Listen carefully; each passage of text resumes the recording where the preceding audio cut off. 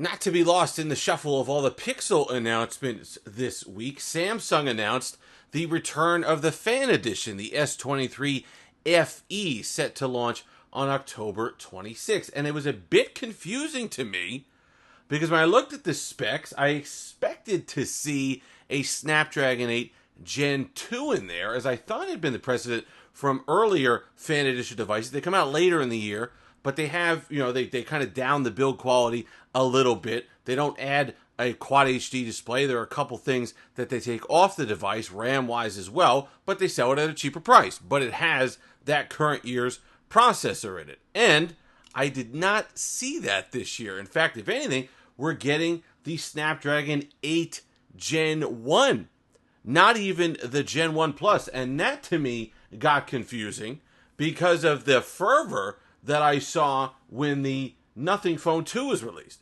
People jumped up and down and said, how could you sell this phone for $599, $699 with a year-old processor in there when the OnePlus 11 was selling at $599 with the Snapdragon Gen 2 in there? Well, now you have a situation where it's not only a year old, Samsung is putting a nearly 2-year-old processor in the FE and charging $599. So, does that sit well with you? Here's the thing.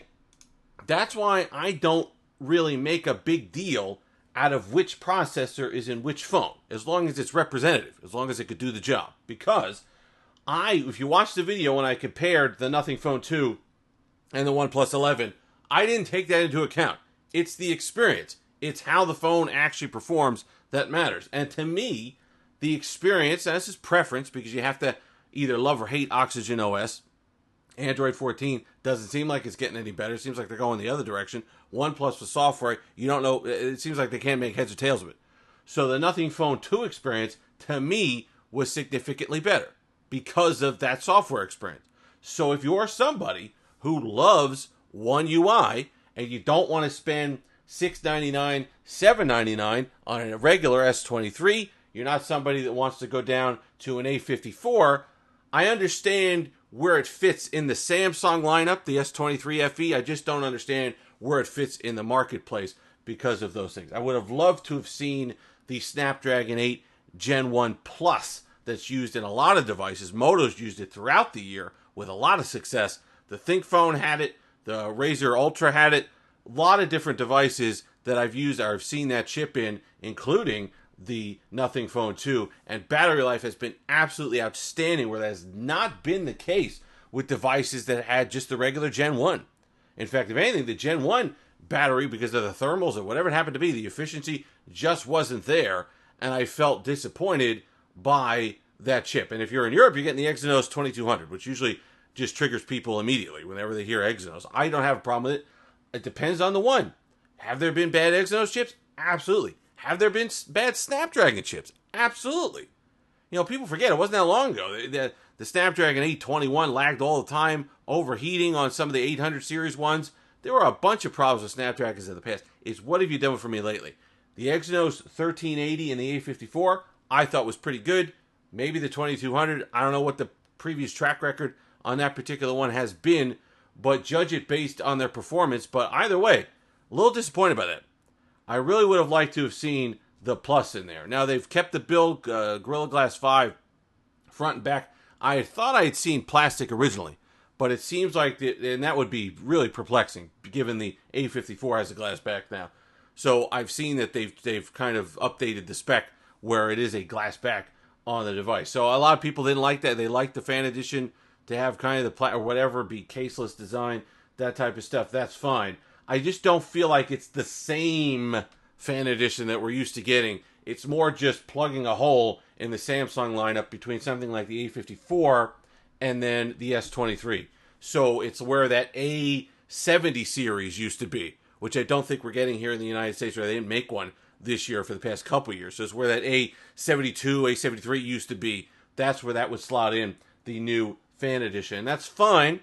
And if you're a One UI fan, you're looking for that $600 price point, you're looking for the 8 gigs of RAM, you're looking for a couple different things there, that it's a nice display. It's a Super AMOLED 2 display or something like that. It's not Quad HD. It's 1080p, but that doesn't matter. If it's anything similar to the A54 display, it's going to be pretty darn good. So I wouldn't worry too much about the display. It's really, what are you willing to pay for the Samsung One UI experience? And that's going to be the comparison. And it'll be here. I'll have one. I'll compare it to the A54, see if it's really worth that almost like $300 jump in price, because you can get one of these for $325. The link will be in the description. And the other one, you're going to be looking at $600, plus tax. So that's going to be quite the jump up. Is it worth that? What's the step down from something like an S23 or an S23 Ultra? See what that price difference is worth. And then we're going to compare it to these two guys, because that's really where it falls in the marketplace. Then you want to add the Pixel 8 to the mix.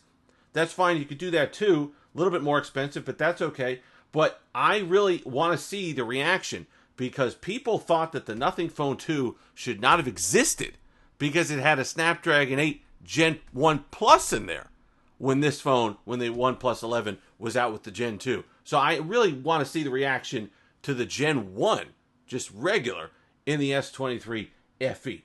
I'm not going to base the phone or judge a phone based on that.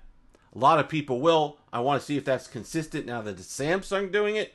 But I think that if they could get the battery and the thermals in line, if they use the time to update the chip a little bit. I don't know how they do it, if they were better with optimization now, if One UI somehow can do some things to make the thermals or the battery life a little bit better. If they could get the battery life roughly to what we have with the Gen 1 Plus, I'll be okay. Because performance-wise, I just did my update video on the S22 Ultra.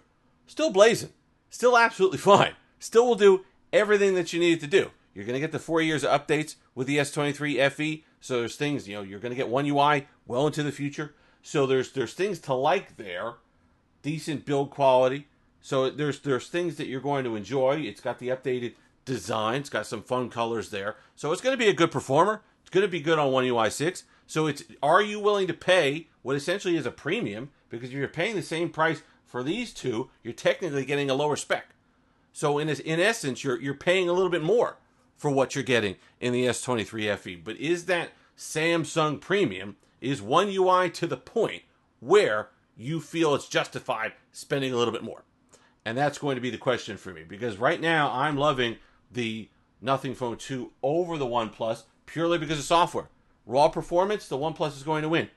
Overall experience, which is what matters when you're using a device, 100% of the time, during the day, you want to make sure that experience is pleasurable as opposed to just where you'd see the performance boost on something like a OnePlus 11 or a Gen 2, which is gaming, high-end apps, stuff like that. You're really not going to experience it day to day as much as you are the overall software experience, which is why I prefer a Nothing Phone. And perhaps that's what Samsung's banking on. They say, hey, look, it's going to be an older chip. That's fine. We're hoping that the overall Samsung ecosystem, the design language, One UI, the whole package that we put together is going to be worth that difference in the spec that they're actually providing. If you've made it this far, like, comment, subscribe, all that fun stuff. Until next time, have that delicious day.